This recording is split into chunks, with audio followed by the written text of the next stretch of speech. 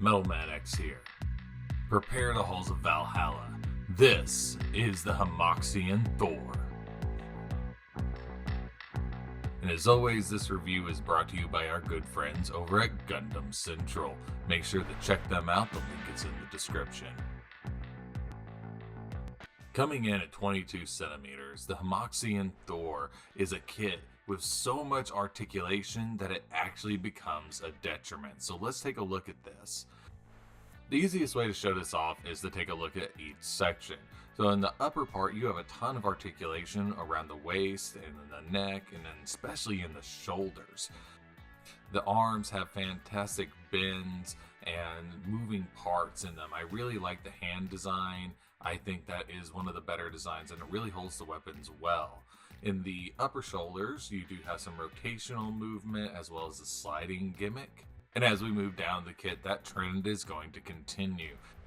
You're going to get some great articulation out of the legs. Really, you can do whatever pose you want with this kit, and it was a fantastically smooth build. The problem is that it is so articulated. So whenever you try to pose it, it is going to move around everywhere. So you're going to have to make sure that you're very deliberate. One thing that I found that helped me with posing this was to put together the top half first and pose it how I want, and then pose the bottom half and put them back together. Now with my one complaint out of the way, let's talk about all the positives of this kit. It is, again, fantastically articulated, great fitments. I had almost zero issues out of building this kit whatsoever, and it was packed extremely well.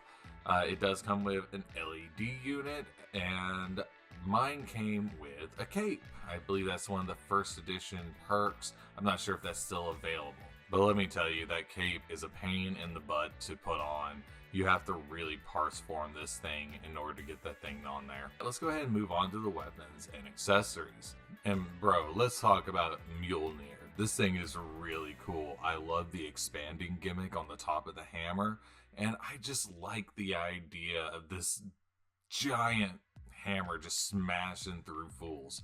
So, I gotta give it props, and it holds the hammer. You can actually use this in a pose, as opposed to so many giant weapons that kits come with.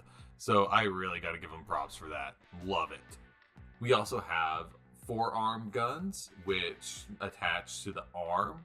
These things are really neat. I always love when there are arm cannons on a mobile suit or a mecha or anything like that. I always think that's something that gets left out a lot. We also have the backpack, which attaches really smoothly. I really like this mechanism. I like when the engineers come up with a way to hide that slot in the back of the kit. It really does make a big difference. So when you want to pose it without the backpack, it doesn't look out of place. There's not like this big rectangle or square hole in your kit. Here we have the PCE cannons, which can be placed on the backpack or attached to the forearm of the Thor. They hold on well. They have their own special adapters that you use for the forearms, and you can swap them back and forth. I always like having options for any kit, so this is a really cool addition. Moving on, some of the finer details on this kit. We have some really great plastic quality in this kit. It was done very well. I didn't have any flashing issues or anything like that. It was also came with an LED unit and a battery for that. And one thing I really liked in particular about this LED unit is they engineered the head to have a button in it, so that you don't have to take it apart in order to turn on the LED. One glaring omission, and I'm gonna go ahead and say this is a nitpick, but this thing does not come with a stand. It does come with stand adapters, so you can, if you have like an Action Base 4 or something like that, you can use that. But with the size of this kit and most other third-party manufacturers and independent companies, including stands with their kits, I think this was a glaring omission. I'm not going to hold it against them. It doesn't affect the kit, but I think they really should have. Now, if you're not happy with the orange plastic look, it does come with an extra runner full of clear plastic, which is great because if you want to hit it with just a little bit of Tamiya clear paint, you could really make that into any color you want. For the most part, the clear plastics on this kit aren't going to have any visible blemishes or anything like that. They are very well done, and this kit is mostly undergated, so that will really help hide a lot of marks or anything like that. You definitely do want to panel line this kit because it really helps to bring out a lot of the detail that the all-white color scheme pretty much hides. So my final score for the Thor is going to be an A-.